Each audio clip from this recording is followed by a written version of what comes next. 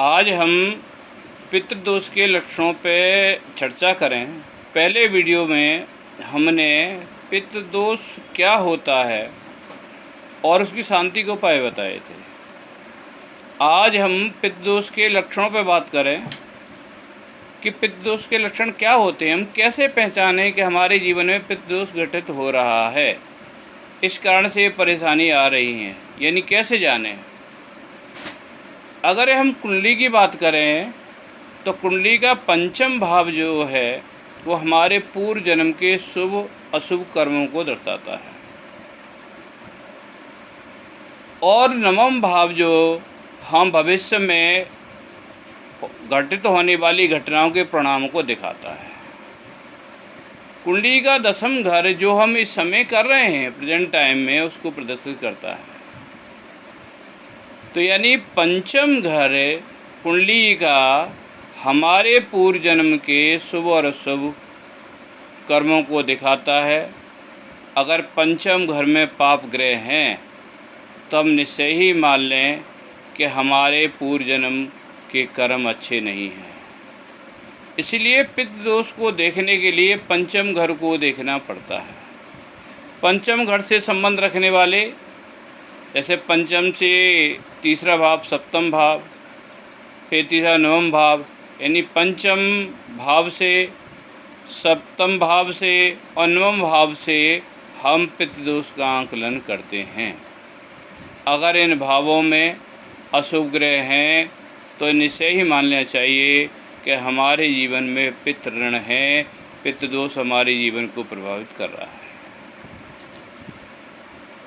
वैसे तो शनि, राहु, केतु या शुभ ग्रह माने गए हैं जिससे कि पूर्व जन्म के ऋण प्रतीत होते हैं, प्रकट होते हैं। ज्योतिष शास्त्रों का ये मत है कि केतु हमारे पूर्व जन्म के कर्मों को दर्शाता है, यानी वो पता का है जो पूर्व जन्म के कर्मों को दर्शाती है।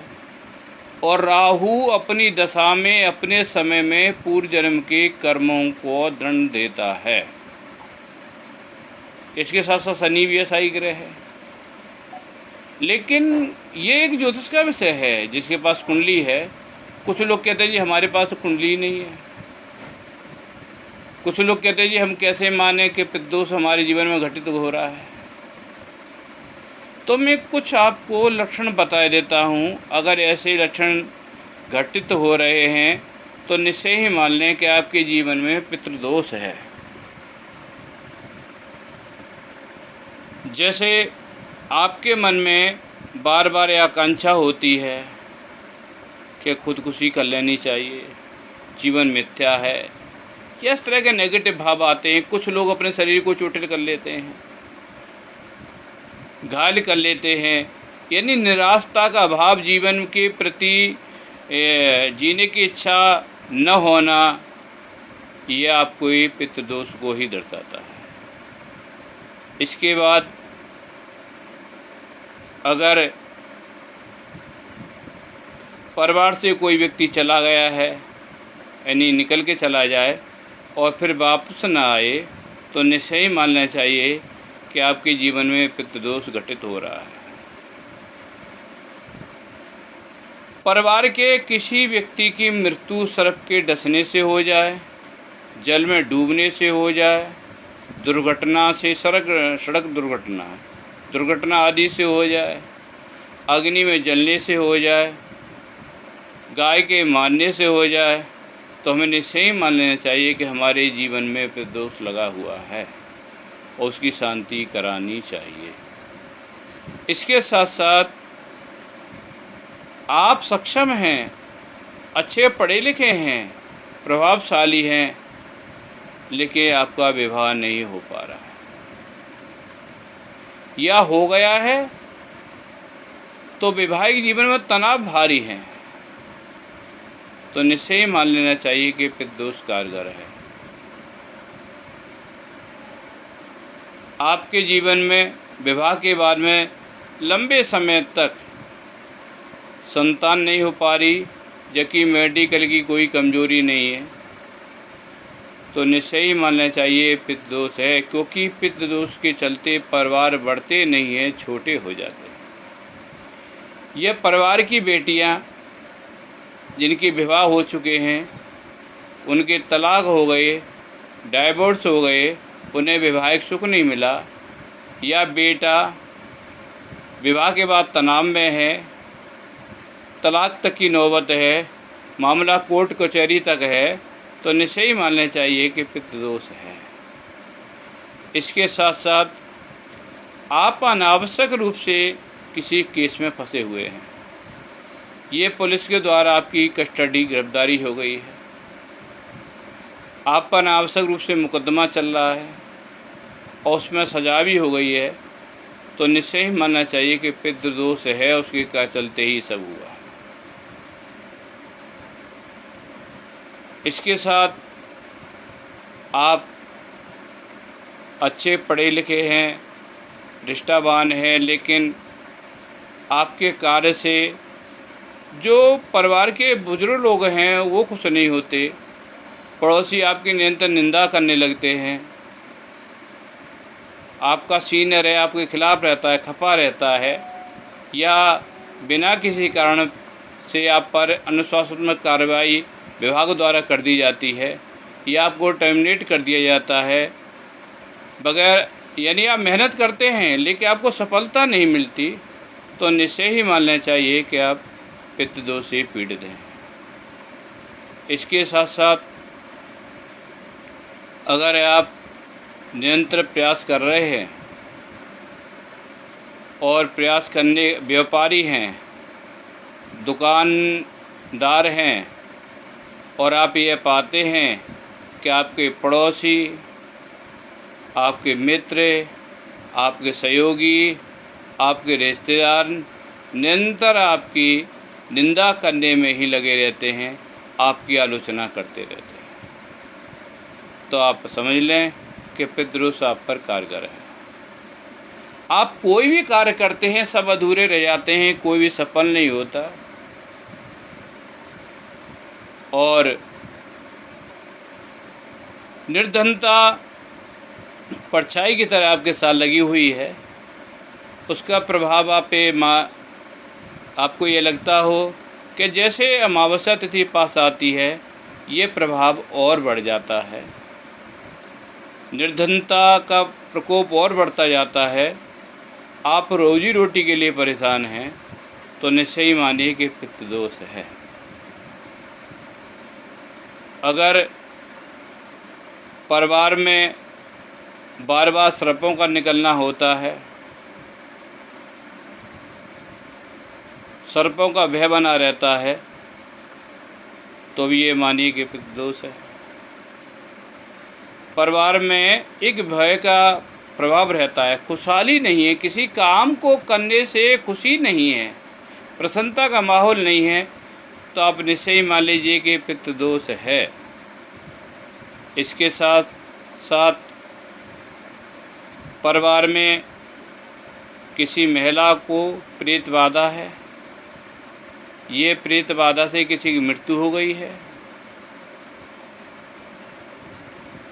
अनावश्यक बीमारी हैं जिनका कोई चिकित्सकीय निदान नहीं है, या डॉक्टर जिनको जान नहीं पाते हैं कि बीमारी क्या है, और आपको चिकित्सा विधा द्वारा बीमारी का हल नहीं मिल पा रहा है, तो आप माने कि पितृ दोष के कारण है, और पितृ दोष के निदान के बाद ही बीमारी का उपचार संभव है।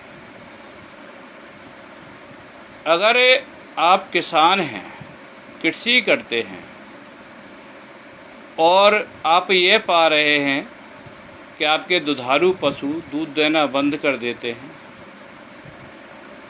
या उनकी मृत्यु बिना किसी बीमारी के, बिना किसी कारण के हो जाती है,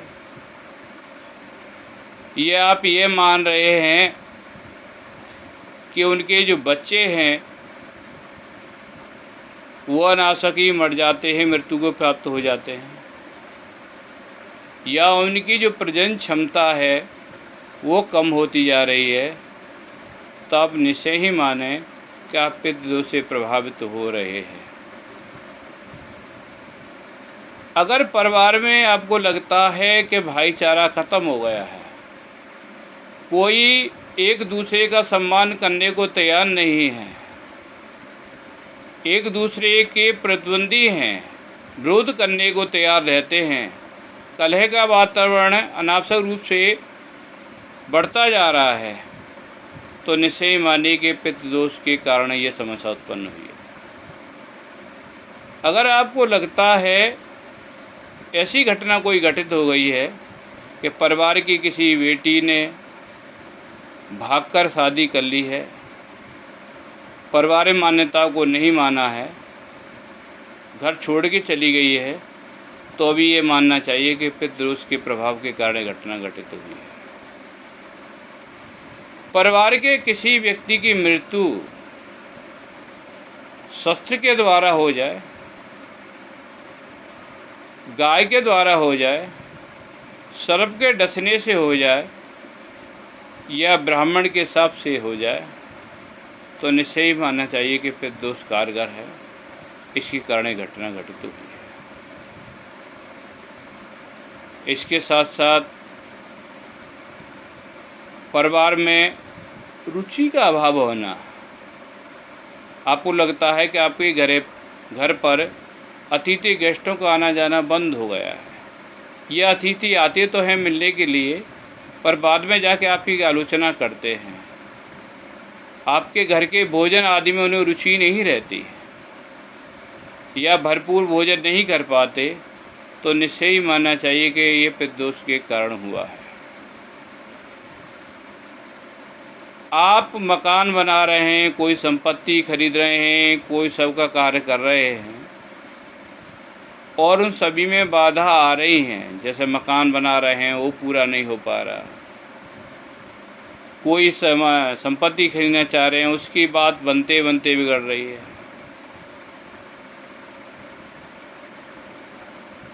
किसी भी कार्य को करते हैं पूरा नहीं हो पा रहा, तो निश्चय ही मानना चाहिए कि पितृदोष के कारण ये समस्या उत्पन्न हुई है। अगर आपको स्वप्न में गलत चीज़ें दिखाई देती हैं, आपके पूर्वज पितृ जो वो सपने में बार बार आते हैं, सफ़ेद वेश में होते हैं और ये सपना अमावस्या के आसपास हों, तो निश्चय ही मानना चाहिए कि पितृदोष है और पितृ आपको दिखाई दे रहे हैं, वो निदान चाहते हैं। तो ऐसी अनेक परिस्थितियाँ हैं जिन्हें कारण हम पितृदोष का लक्षणों को देख सकते हैं। आप घर में पूजा पाठ करते हैं, जब भी करते हैं तो कोई न कोई बाधा आ जाती है। हवन यज्ञ जप तप जो भी करते हैं वो सब खंडित हो जाता है, पूरा नहीं हो पाता। मंगल कार्य विवाह आदि कर्म जो भी हैं उनमें अनावश्यक से बिना किसी कारण के बाधा आ जाती है, तो आप मानिए कि पितृदोष है, उसका प्रभाव बढ़ रहा है। अगर आपको लगता है कि आपकी पूजा में कोई रुचि नहीं बनती, पूजा करते तो हैं लेकिन रुचि नहीं बनती, जब भी पूजा करते हैं आपका बदन टूटने लगता है, आपको गलत प्रकार के सपने आते हैं, तो ये मानना चाहिए कि आपके पितृ आपकी पूजा में बाधा बने हुए हैं, वो आपको पूजा नहीं करने दे रहे। तो ऐसी स्थिति में पितृदोष है और उसका निदान कराना चाहिए। तो मित्रों, बहुत सारे लक्षण हैं पितृदोष के जो हमारे शास्त्रों में कहे हैं। आपके घर में की दीवार में दरार पड़ गई है और उसका कोई कारण नहीं जान पड़ता,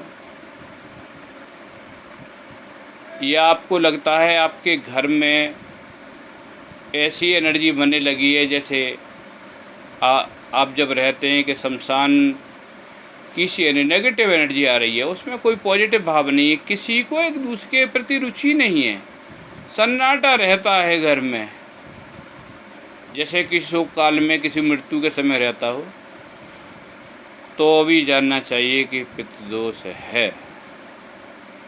तो मित्रों, अनेक लक्षण हैं पितृदोष के, मैंने कुछ आपको बताए हैं।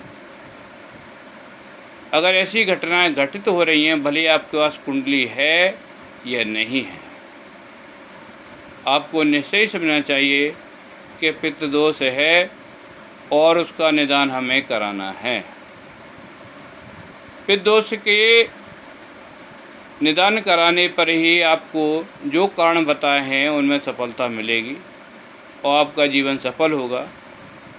देखिए, कोई भी दोष हो, भगवान की जो इच्छा होती है सब प्रबल हो, सब ऊपर होती है, सबके ऊपर होती है।